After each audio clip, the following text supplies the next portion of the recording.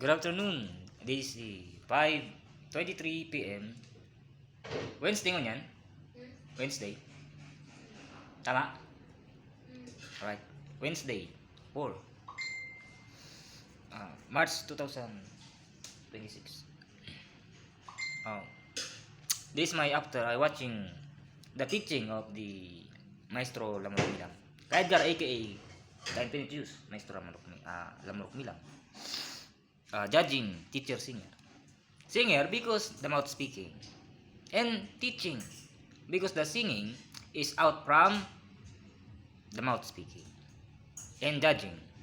That's the reason only one blow of the wind. About the God and demon, the bad and the good, it depends to the people. That's true. True teaching. Because the word of the faith healer, all that is not highest from the school, but all that have a spirit guide, can cure mass from the doctor. And the money, not like in the doctor, you paying so many much money. The room, the medicine, so many wasting the money. But the faith healer, doctor in the spirit guide, only the word.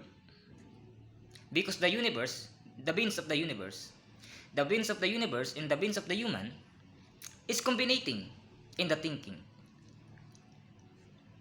From the human, from the universe, is exactly intersecting to the thinking of the people.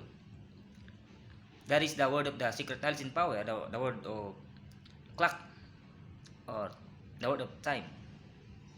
The time of your life exists. The time of your life not exists. The not exist is in the land. The exist is in the people. If the two pages in this universe base not from the human, because the human it's only upping the new baby born, not in this universe. From the universe upping the two pages different, the word of the demon and God. If you are so very bad people, demon. If you are so very good, God. If you are so very good, any kind of bad is going to your present, you can control in your life to not giving the sicknesses to the other people, like my doing. That is the word of the pure God, faith healer. All get into the body in full punishment until surrendering the demon. And the demon is you controlling your thinking.